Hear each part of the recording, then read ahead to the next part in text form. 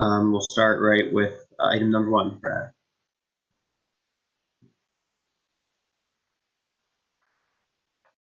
Morning, Councilor Green. So this is a request of waiver of the RFP process for a professional services contract for the Bonadio Group to audit the New York State Department of Transportation grants. Every year we have several grants from the New York State Department of Transportation. Those contracts in excess of $300,000 require an audit by New York State. Bonadio is our financial statement auditors. They're familiar with the grants, they're familiar with us, and using them is a much more efficient process. They can rely on a lot of the work they've done for their other audits. And so we can get these audits done for cheaper, both in what we pay to Bonadio and also in our internal costs that we incur because of that familiarity.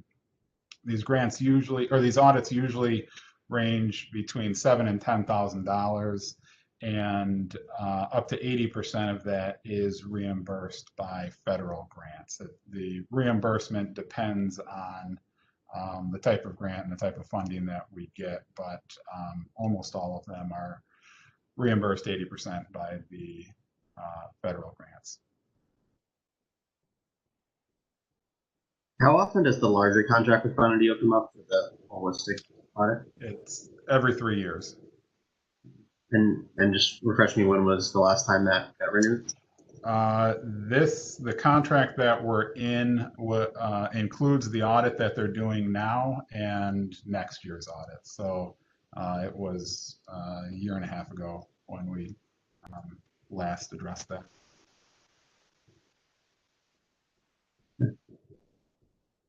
Questions from other councilors? Okay. All right, item 2 is IT, Dave Proack. Yeah. Good afternoon. I can't find a link to the agenda, so can you just tell me what item 2 is? Item 2 is spectrum upgrade, the fire Q&M. Requesting an upgrade to the current spectrum connection at the fire department training and maintenance location at 312 Statesboro Boulevard. The cost associated with that will be absorbed by IT, and the increase in cost is also detailed in that letter.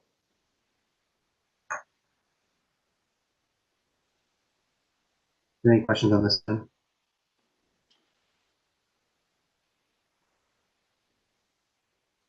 Okay, item 3 is the budget software balancing act. Yeah, and on item 3, we are requesting a waiver of the RFP requirements for the purchase of Balancing Act. This is the same software that is used by the city school district for its interactive budgeting process, if you will. I know that Tim can speak to more detail selection of that particular software. So it's a public budgeting software that we're going to use to engage on the police budget, and it's really part of the response to the people's agenda for policing, to be more transparent about the police budget. So we're going to work with them to design a couple interactive, pages or whatever that would help facilitate discussions with the public about the police budget. And we might try to do one that would facilitate discussions with the police officers themselves. Is it just for police, or is it for the whole budget? The focus is on police. This is Frank Oliva, the city's chief administrative officer. Counselor, the license will allow us to use it for the entire budget. The license applies to a year's worth of work with Balancing Act. But as the budget director just said, our focus initially will be on the police budget and with the internal police staff. Is there to not use it for everything? Is it like a data input issue, or what would be the reason why we would? Timing. It does require us to sit down and go through a design workshop you establish a number of decision points and you build those into the interaction activity. So it's really a question of whether we can get through the budget process and build those decision points on a wider basis. We'd love to be able to do that and use it with both internal and external stakeholders. And if it goes as smoothly as we expect with police, we'll likely push to do that. I just don't want to commit to it at this point because it's our first foray, despite the fact that we will be getting support from the school district, who's been using it for a couple of years. They have graciously offered us resources to help us get up and running and to build the decision points. I think the question is, Frank, would you get buy-in from the police department regarding? Yes, we already have that buy-in, Counselor. To this particular balancing act? To the exercise, I think they're agnostic about the tool, but they have absolutely have a commitment from the chief on down to building a mechanism, as the budget director said, building a mechanism to provide transparency into their budget process and their primary decision points about the way money is spent. The particular cryptic name. Balancing act? I think it's traditionally used to help people think through balancing their budget. So you'll start with a dilemma and then it presents you with options that help you address the problem, or like fix the revenue short, like whatever the imbalance is. Thank you, Mr. Budget Director. You're welcome, Counselor. It's an accounting pun, Counselor Hogan. Accountants are known for their senses of humor. Yeah. I've always found that to be true. When would this be available? Start building it immediately, Councilor Green, and we'll make it available. Our goal is to have it available during the month of December, to have the first design or the first pilot uses of it in December, and then widely available in January. It's an online system, so it's once you build it and go through and make sure that it's all working the way it's supposed to, it just becomes almost universally available. It's a public website. So will it live on the city website, or will it be its own website? Or? It's a hosted application, so it lives on a dedicated portion of Balancing Act's servers. And sorry, could we get a little deeper into what metrics does it capture again? So we actually make the decision about what decision points are put in there. So the initial build is simply a straightforward build of a department's budget. So the budget at some level of granularity, it doesn't get into the full detail the way we do with in our budget book, but it gets into the general levels of dollar amounts within the police budget. At that point, we sit down with the police department or whatever department we're working with and come up with a set of scenarios around 15, maybe as many as 20. I think the company recommends you keep it to 15 or less decision points. If you took money away from this line, how would you use it? If you added money on this line, where would it come from? And every user is then invited to go through that same decision thinking that the police department itself goes through as they're building their budget. At the end of a session, user is presented with your budget balances or your budget doesn't balance. You have overspent and therefore need to either make a decision about reducing your spending, or you've underspent and you have dollars that need to be allocated.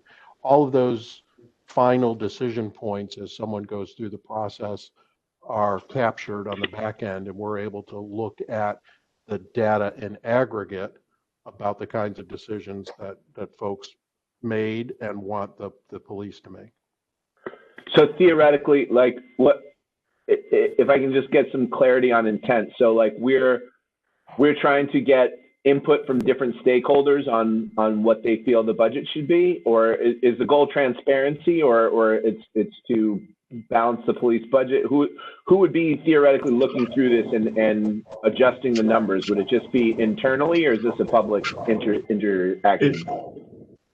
It very much becomes public, so it's like a link that they basically send you, and it's like a simulation, but we populate that simulation. So we have to say what we're sort of framing the discussion. So I guess it's like a facilitation tool for these discussions, but that's where it helps to have target areas, because if you just go into this budget as a whole, you have to do like prep work for the thing to interact properly.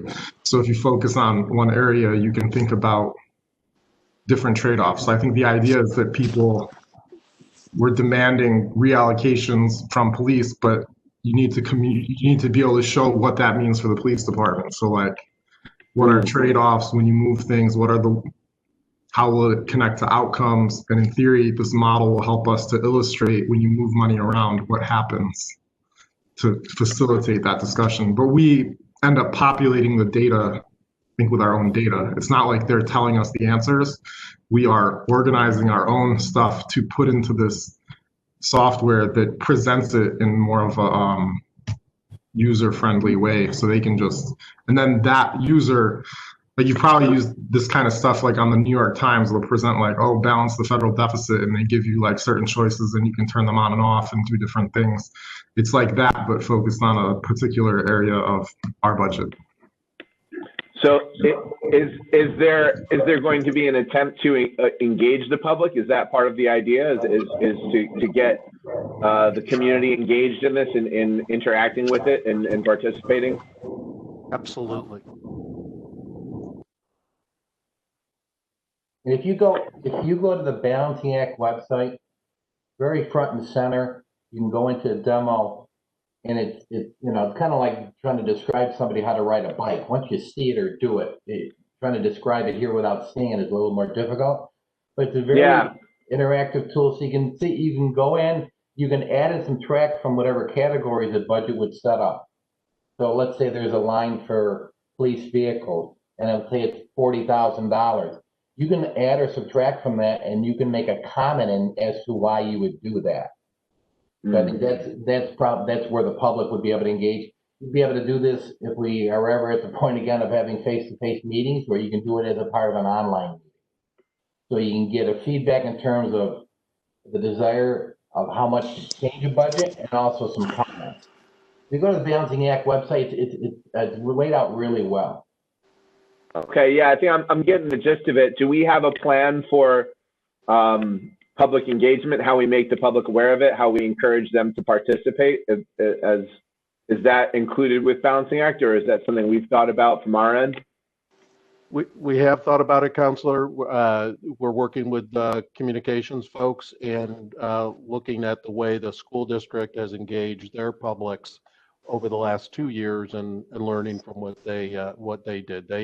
They did, as Dave Proack just mentioned, they did kind of a hybrid approach. They did multiple in-person facilitations, if you will, for, I don't know, anywhere between 25 and 50 people. And then they also made the tool available online, and they used it internally. The school district will tell you anecdotally that they found the engagement of teachers around the budget to be using Balancing Act to be particularly effective, because it gave teachers a window into a process that was pretty foreign to them.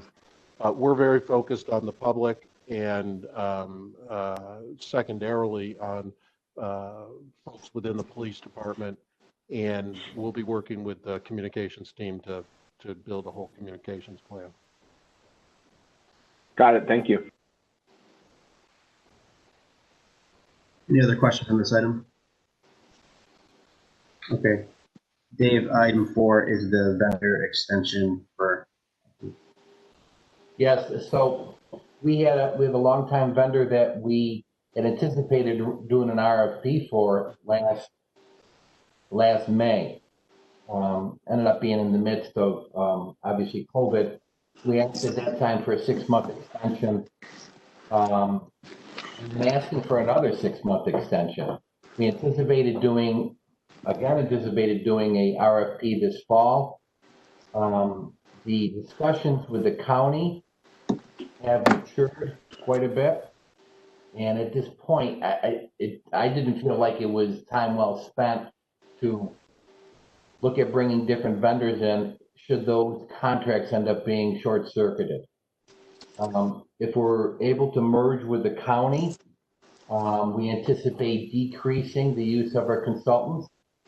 And at the very least, it would be a not efficient use of our time to bring another consultant on as we're kind of easing out of the use of consultants.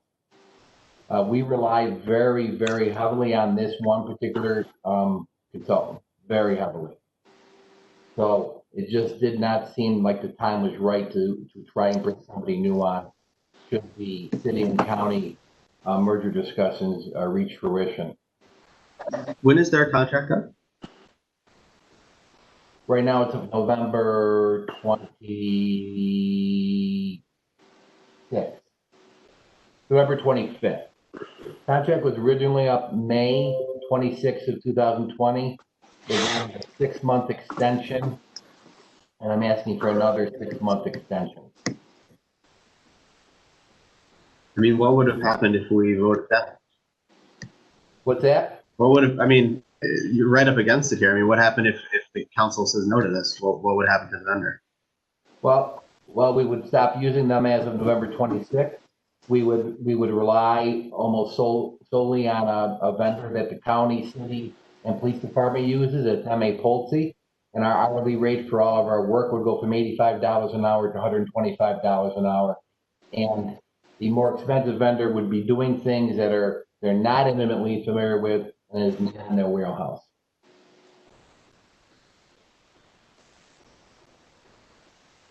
So does it cost us more to do it this way as far as 6-month period if we did it for 2 years? No, we pay we pay for what we use. Okay. That's it. The hourly rate has not changed. We pay for what we use. In talking with the county, our plan is to decrease this reliance on consultants. But we have such a shortage. I talk to him just about every day. One member of my staff or another works with him every single day. We worked with him yesterday, several times on the day off. When we had the email problem 2 weeks ago, on our furlough day, on Saturday, on Sunday. So we rely very heavily on him, on this firm.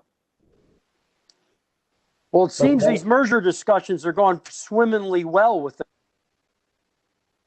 Aware of what these discussions, what the content of these discussions, and so since we're going to have to vote on it, but I'll let you pick the adjective to describe how well the talks are going. They are fruitful, and that there's a lot of common ground, and I think a lot of people see the sense in having two entities, both funded by taxpayers, 5 blocks away, doing much of the same work, coming together. Well, I guess you endorse it then, Dave, but fortunately the council will have the final, unless we know more information, I can't see us going along this path, but you guys can have good luck on your discussions. Well, Counselor, I'm not trying to antagonize you or argue with you, but I gotta tell you. I'm easily antagonized, I guess. Okay, and I can tell you, we're drowning here. We're drowning here. Problems gonna get solved one way or another. Well, according to the, my understanding is over in the county, which has a small department, they're drowning over there. So I don't know if you manacle two drowning entities together. I don't know how that's going to affect anything. I don't know. I can't see a positive result out of something like that. So our current staff is a staff of 7 and 2 retired people who work very part-time. The hours for one of my retired people for the last 2-week period was 1 hour. The county has over 60 people. So right now, I'd like the option to tie our lifeboat to theirs. Well, Councilor Hogan, to your point, we owe the council full look at where the conversations have landed. I think the framework is now solid enough that we can do that and will do that as quickly as possible.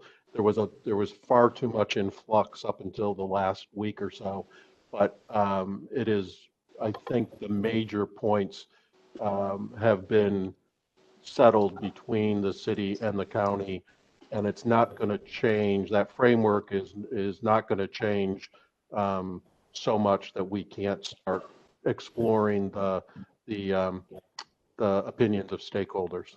So we'll get that in front of the county as quickly as possible, or in front of the council as quickly as possible. thank you, Frank. A lot still to be discussed and thought through.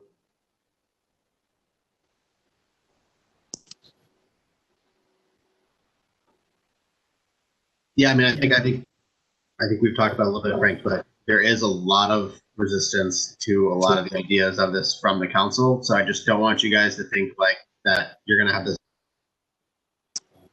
something the council will go along with, because there's a lot of details. 100% agreed, and we by no means are expecting this to just be a simple and straightforward. There's a ton of conversations that need to be had.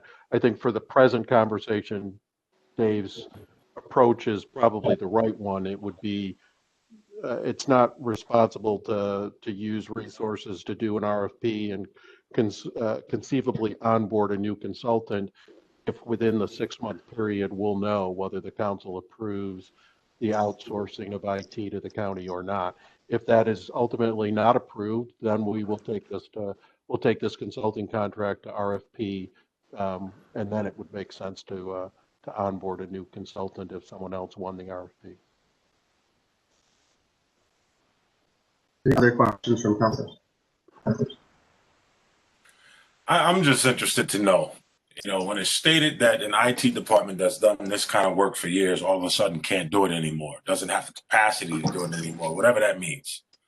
At what point was this determination made? I'm interested to know, like, if you had to shore up the IT department, what would that look like? I'm sure we wouldn't need an additional 52 people to make up a 60-person department. But, what does that look like? Because this is the first time in the 10 years I've been here that I've heard of that the IT department was incapable of performing its duty. So if anybody can clarify that for me, that'd be great. We've had a number of staff leave over the last 3 years. In April of 2019, there were 14 staff members. There are now 7, and 2 of them are, and 2 very part-time retirees. We have lost 4 bodies that have left on their own. Not one of them has been replaced. We had 1 vacant position removed from IT. We had 3 vacant funded positions on our roster for over a year. We advertised and advertised and advertised. The IT job market is very competitive. It is very difficult to get experienced, qualified people at the salary levels we offer. In addition, we have a residency requirement. The same positions at the county pay about 10% more, and you can live in any contiguous county. So when you're in a very competitive job market, trying to hire for these positions, when a neighboring municipality pays 10% more and you can live where you want, That's tying one hand behind your back. How we got here, we lost 4 personnel, have to replace them. The needs on IT are more and more. We only have to think back to last summer, okay? When the school district was hacked, when the county library system was hacked, city IT wasn't hacked. The demands aren't lessening, they're increasing. Yeah, so that's understood. Government demands increase every single day in every respect. While I can appreciate the argument about people who may not want to live in our city, I actually don't care about that. That's why we give attention to people who live here. You know, and I know enough people with IT degrees that I'm pretty sure don't know anything about the opportunities that existed here in the city. It's always a question of where you're looking and where your reach is and how people are getting access to the information. I, for one, with all due respect, Dave, and anybody else, I'm not buying it. I just, you know, maybe the effort could be a little bit greater in terms of identifying talent.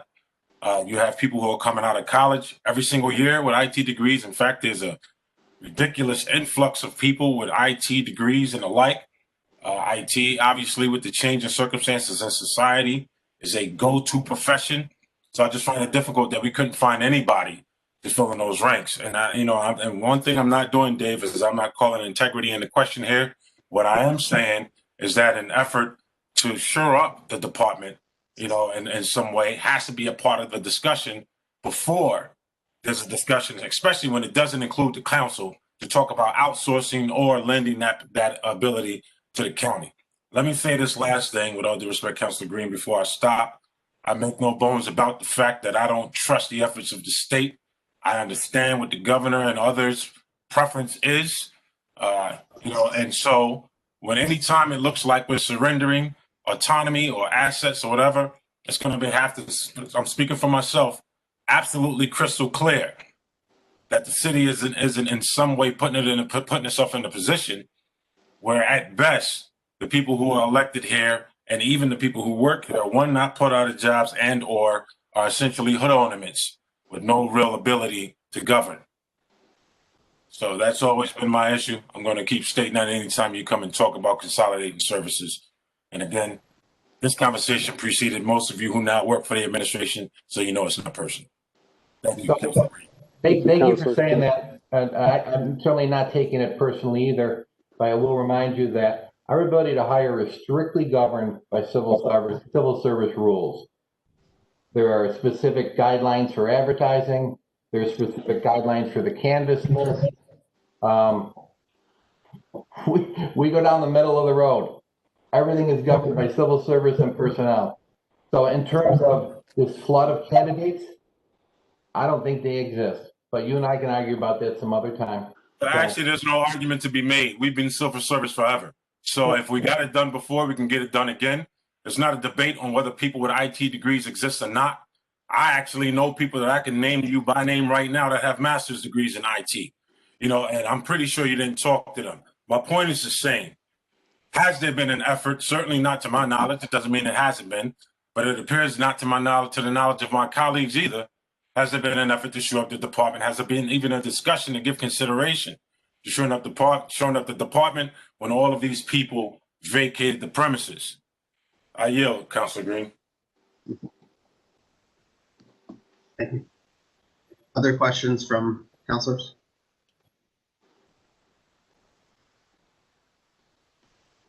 Okay.